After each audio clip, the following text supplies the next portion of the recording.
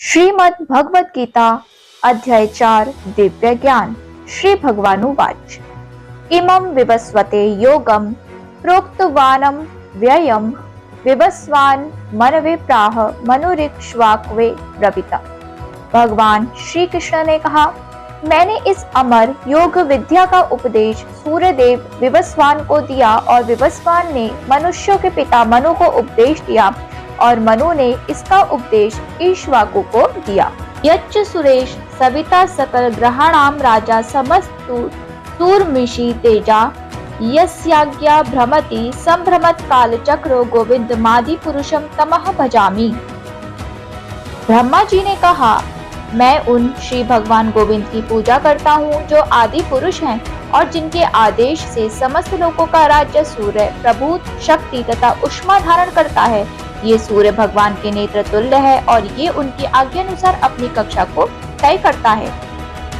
त्रेता युगादो च ततो विवस्वनमानवे ददो मनुष्य लोक भृत्यर्थ सुतायेक्षाववे ददो ईक्ष्वाकुणा च कथितो व्याप्य लोकान वस्थिता। त्रेता युग के आदि में विवस्वान ने परमेश्वर संबंधी इस विज्ञान का उपदेश मनु को दिया और मनुष्यों के जनक मनु ने इसे अपने पुत्र ईक्ष्वाकु को दिया। ईक्ष्वाकु इस पृथ्वी के शासक थे और उस रघुकुल के पूर्वज थे जिसमें भगवान श्री राम ने अवतार लिया।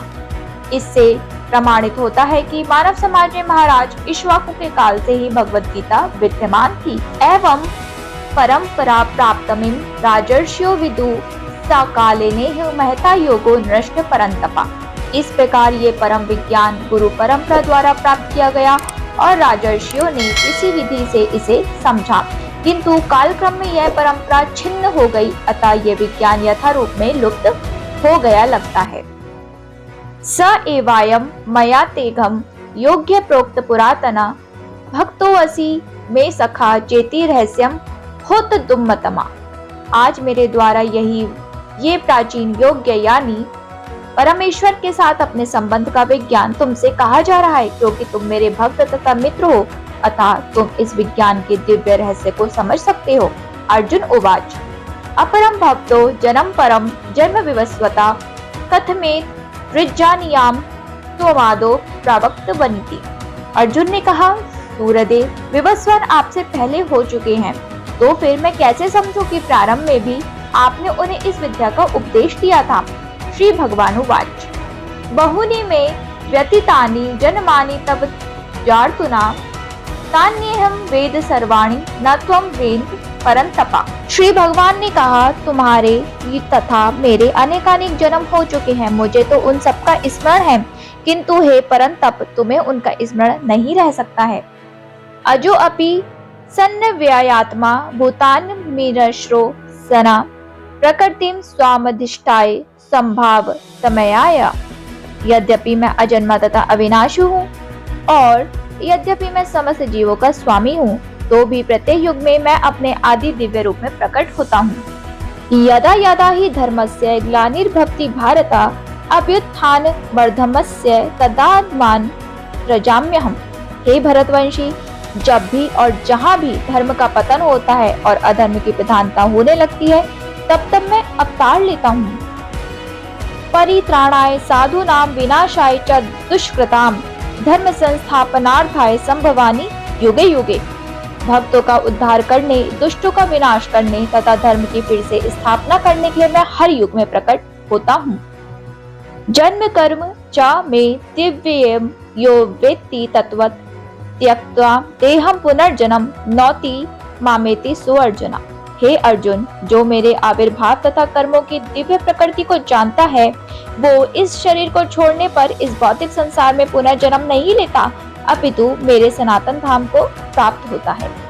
वितराग भय क्रोधा मनमया मामुपाश्रिता भैवो ज्ञान तपसा पूता मद्भाव मागता। आसक्ति, भय तथा क्रोध से मुक्त होकर मुझ में पूर्णतया तन्मय होकर और मेरी शरण में आकर बहुत से व्यक्ति भूतकाल में मेरे ज्ञान से पवित्र हो चुके हैं। इस प्रकार से उन सबों ने मेरे प्रति दिव्य प्रेम को प्राप्त किया है। ये यथा मां प्रदधन्ते तास्तमेव भजाम्यहम् मव वर्तनामनु वर्तन्ते मनुष्य पार्थ सर्वशा। जिस भाव से सारे लोग मेरी शरण ग्रहण करते हैं, उसी के अनुरूप मैं उन्हें फल देता हूँ। हे पार्थ, प्रत्येक व्यक्ति सभी प्रकार से मेरे पद का अनुगमन करता है। अकाम सर्व कामों व मोक्ष काम उदारथी तीव्रेण भक्ति योगेन यजेत पुरुषम परम। मनुष्य चाहे निष्काम हो या फल का इच्छुक हो या मुक्ति का इच्छुक हो, उसे पूरे सामर्थ्य से भगवान की सेवा करनी चाहिए, जिससे उसे पूर्ण सिद्धि प्राप्त हो सके, जिसका पर्यस्वान कृष्ण भावनामृत में होता है। कांतम कर्मणाम सिद्धिम यजन्त इह देवताः क्षिप्रम ही मानुषे लोके सिद्धिर्भवति कर्मजा। इस संसार में मनुष्य सकाम कर्मों में सिद्धि चाहते हैं, फल स्वरूप में देवताओं की पूजा करते हैं। निसंदेह इस संसार में मनुष्यों को सकाम कर्म का फल शीघ्र प्राप्त होता है। चातुर्वर्ण्यम मया सृष्टम गुण कर्म विभागशाम तस्य कर्तारमपि मां विद्य कर्तारमव्ययम्। प्रकृति के तीनों गुणों और उनसे संबद्ध कर्म के अनुसार मेरे द्वारा मानव समाज के 4 विभाग रचे गए। यद्यपि मैं इस व्यवस्था का सृष्टा हूँ, किंतु तुम ये जान लो कि मैं इतने पर भी अव्यय अकर्ता हूँ। ना मां कर्माणि लिम्पन्ति ना मे कर्मफले स्पृहा इति मां योज्य भिनाति कर्म भिन्नम सा बध्यते। मुझ पर किसी कर्म का प्रभाव नहीं पड़ता, ना ही मैं कर्मफल की कामना करता हूँ। जो मेरे संबंध में इस सत्य को जानता है, वो भी कर्मों के फल के पाश में नहीं बंधता। एवं ज्ञात्वाम कृतं करम पूर्वैरपि मुमुक्षुभिः कुरु कमैव तस्मात् तत्वं पूर्वै पूर्वतरम कृतम्। प्राचीन काल में समस्त मुक्तात्माओं ने मेरी दिव्य प्रकृति को जान करके ही कर्म किया, अतः तुम्हें चाहिए कि उनके पद चिन्हों का अनुसरण करते हुए अपने कर्तव्य का पालन करो। किम करम किमर्कमर्ते कव्योप्यत्र मोहितः तत्ते कर्म प्रवक्ष्यामि यगस्त्यात्वा मोक्ष्यसे बुद्ध्या। कर्म क्या है और अकर्म क्या है, इसे निश्चित करने में बुद्धिमान व्यक्ति भी मोहग्रस्त हो जाते हैं। अतः मैं तुमको बताऊंगा कि कर्म क्या है, जिसे जानकर तुम सारे अशुभ से मुक्त हो सकोगे। कर्मणो ह्यपि बोद्धव्यम बोद्धव्यम च विकर्मणा अकर्मणश्च बोद्धव्यम गहना कर्मणो गति। कर्म की बारीकियों को समझना अत्यंत कठिन है, अतः मनुष्य को चाहिए कि वो ये ठीक से जाने कि कर्म क्या है, विकर्म क्या है और अकर्म क्या है। कर्मण्य कर्म या पश्येद कर्मणि च कर्म यः सा बुद्धिमान येषु सयुक्तम कृत कर्म। जो मनुष्य कर्म में अकर्म और अकर्म में कर्म देखता है, वो सभी मनुष्यों में बुद्धिमान है और सब प्रकार के कर्मों में प्रवृत्त रहकर भी दिव्य स्थिति में रहता है। यस्य सर्वे समारंभा कामस्कल्प वर्जिता ज्ञानाग्रिद्धि कर्माणम तमाहु पंडिता बुधा। जिस व्यक्ति का प्रत्येक प्रयास इंद्रिय तृप्ति की कामना से रहित होता है, उसे पूर्ण ज्ञानी समझा जाता है। उसे ही साधु पुरुष ऐसा कर्ता कहते हैं, जिसने पूर्ण ज्ञान की अग्नि से कर्म फलों को भस्मात कर दिया है। त्यक्त्वा कर्म फलासंगम नित्य तप्तो निराश्रया कर्मण्य विप्र व्रतो अपि नैव किंचित करोति सा। अपने कर्म फलों की सारी आसक्ति को त्याग कर सदैव संतुष्ट तथा स्वतंत्र रहकर वो सभी प्रकार के कार्य में व्यस्त रहकर भी कोई सकारात्मक नहीं करता। निराशीय चिंतात्मा व्यक्त सर्व परिग्रह शारीरम केवलम कर्म कुवन्ना प्रोति किल्बिषा। ऐसा ज्ञानी पुरुष पूर्ण रूप से संयमित मन तथा बुद्धि से कार्य करता है, अपनी संपत्ति के सारे स्वामित्व को त्याग देता है और केवल शरीर निर्वाह के लिए कर्म करता है। इस तरह कार्य करता हुआ वो पाप रूपी फलों से प्रभावित नहीं होता। यदृच्छाला भसंतुष्टो वृंदातीतो विमत्सरा समासिद्धा व सिद्धो च कृतवापि न विद्यते। जो स्वतः होने वाले लाभ से संतुष्ट रहता है, जो द्वंद्व से मुक्त रहता है और ईर्ष्या नहीं करता, जो सफलता तथा असफलता दोनों में स्थिर रहता है, वो कर्म करता हुआ भी कभी बंधता नहीं है। गत संगस्य मुक्तस्य ज्ञानावस्थि चेतसा यज्ञ याचरत कर्म समग्र वपिल्यस्य। जो पुरुष प्रकृति के गुणों के प्रति अनासक्त है और जो दिव्य ज्ञान में पूर्णतः स्थित है, उसके सारे कर्म ब्रह्म में लीन हो जाते हैं। ब्रह्म पर्पणम ब्रह्म हविर्ब्राह्मणो ब्रह्मणाहुतम ब्रह्मैव तेन गंतव्यम ब्रह्म कर्म समाधिना।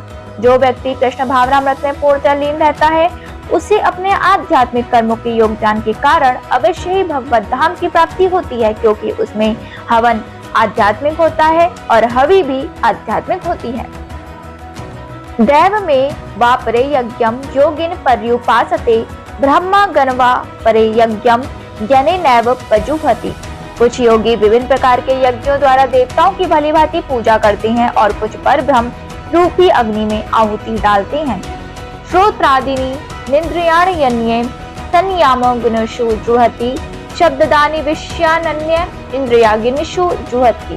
इनमें से कुछ श्रवणानी क्रियाओं द्वारा इंद्रियों को मन के नियंत्रण रूपी अग्नि में स्वाहा कर देते हैं, तो दूसरे लोग इंद्रिय वशियों को इंद्रियों की अग्नि में स्वाहा कर देते हैं।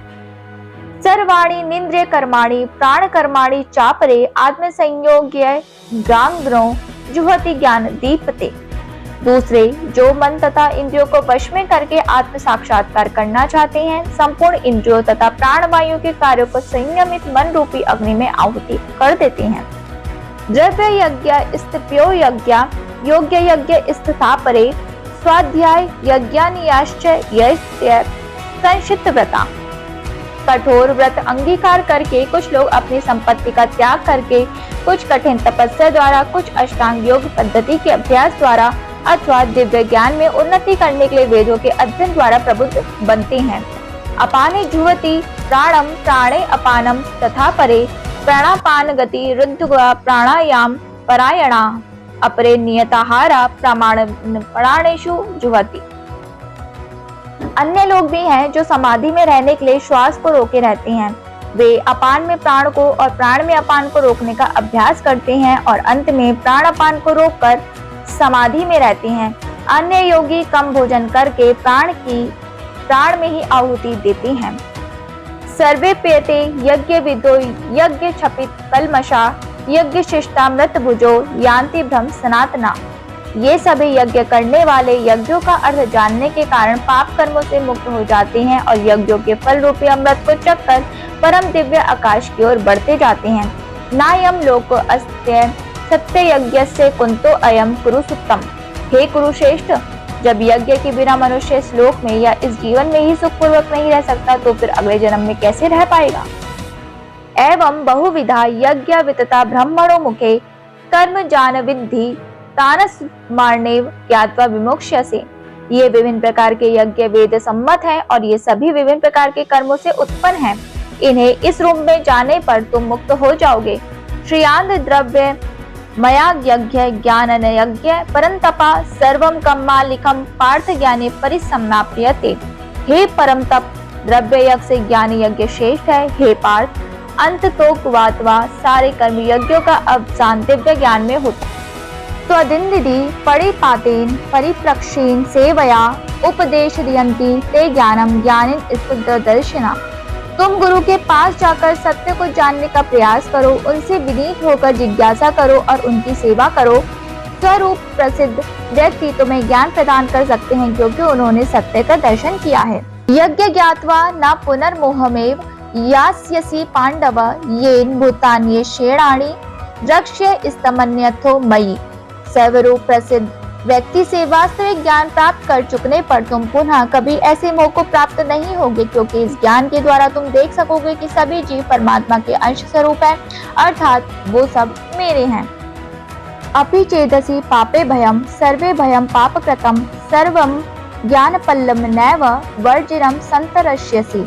यदि तुम्हें समस्त पापियों में भी सर्वाधिक पापी समझा जाए तो भी तुम दिव्य ज्ञान रूपी नाव में स्थित होकर दुख सागर को पार करने में समर्थ होगे।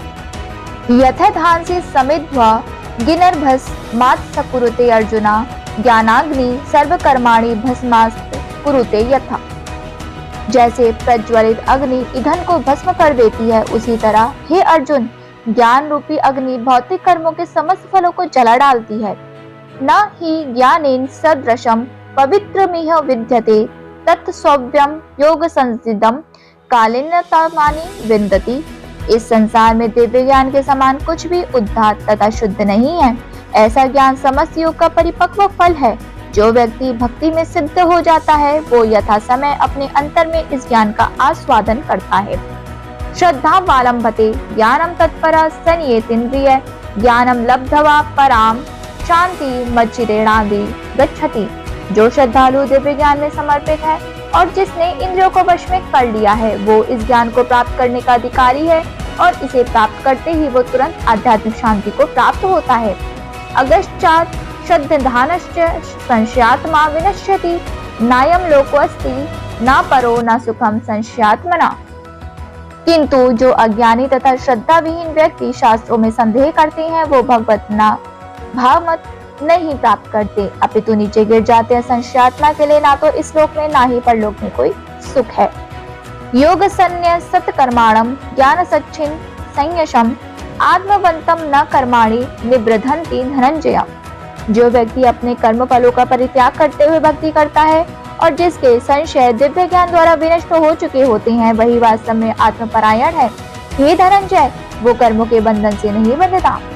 तस्माद् ज्ञान संभूतम हृस्तथम ज्ञानासिनात्तम चित्वैनम संशयम योगमातिष्ठरोत्तिष्ठ भारत। अतः तुम्हारे हृदय में अज्ञान के कारण जो संशय उठे हैं उन्हें ज्ञान रूपी शस्त्र से काट डालो। हे भारत, तुम योग से संबद्ध होकर खड़े हो और युद्ध करो। इस अध्याय में जिस योग पद्धति का उपदेश हुआ है वो सनातन योग कहलाती है। इस योग में दो तरह के यज्ञ कर्म किए जाते हैं, एक तो द्रव्य का यज्ञ और दूसरा आत्मज्ञान यज्ञ जो विशुद्ध आध्यात्मिक कर्म है। यदि आत्म साक्षात्कार के लिए द्रव्य यज्ञ नहीं किया जाता तो ऐसा यज्ञ भौतिक बन जाता है, किंतु जब कोई आध्यात्मिक उद्देश्य या भक्ति से ऐसा यज्ञ करता है तो वह पूर्ण यज्ञ होता है।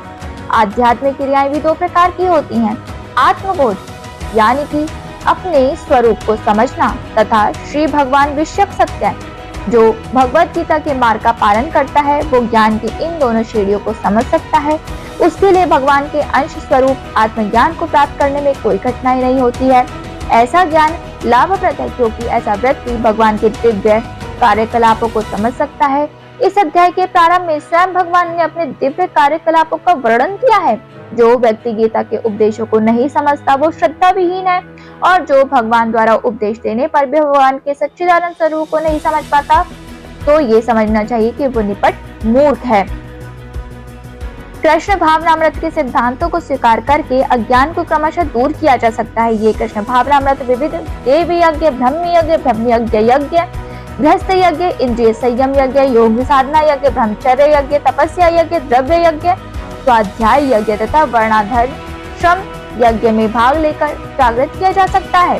ये सब यज्ञ ही कहलाते हैं और ये सब नियमित कर्म पर आधारित हैं, किंतु इन सब कार्यकलापों के भीतर सबसे महत्वपूर्ण कारक आत्म साक्षात्कार है। जो इस उद्देश्य को खोज लेता है वही भगवत गीता का वास्तविक पाठक है, किंतु जो कृष्ण को प्रमाण नहीं मानता वो नीचे गिर जाता है। अतः मनुष्य को चाहिए कि वो सेवा तथा समर्पण समेत किसी प्रामाणिक गुरु के निर्देशन में भगवत गीता या अन्य किसी शास्त्र का यानी कि शास्त्र का अध्ययन करे। प्रामाणिक गुरु अनंत काल से चली आने वाली परंपरा में होता है और वो परमेश्वर के उन उपदेशों से तनिक भी विपत नहीं होता जिन्हें उन्होंने लाखों वर्ष पूर्व सूर्यदेव को दिया था और जिनसे भगवत गीता के उपदेश इस धराधाम में आए। अतः गीता में ही व्यक्त भगवत गीता के पद का अनुसरण करना चाहिए और उन लोगों से सावधान रहना चाहिए जो आत्मशला का वश अन्यों को वासिक पथ से विपद करते रहते हैं। भगवान निश्चित रूप से परम पुरुष हैं और उनके कार्यकलाप दिव्य हैं और जो इसे समझता है वो भगवत गीता का अध्ययन शुभारंभ करते ही मुक्त होता है। इस प्रकार श्रीमद् भगवत गीता के चतुर्थ अध्याय दिव्य ज्ञान का भक्ति वेदांत तात्पर्य पूर्ण हुआ। अब मिलते हैं हम आपसे अगले एपिसोड में, तब तक ले हमारे चैनल को सब्सक्राइब कर लीजिए, नोटिफिकेशन बेल को ऑन कर लीजिए ताकि हमारे वीडियो के सबसे पहले नोटिफिकेशन रिसीव हो आपको। और हाँ दोस्तों, स्ट्रे एनिमल्स को फीड कराना बिल्कुल मत भूलिएगा और पेड़ों को भी पानी पिलाइए और जितना हो सकता है सेवा कीजिए, अपना धर्म कर्म करते रहिए। अब मैं चलती हूँ, राधे राधे।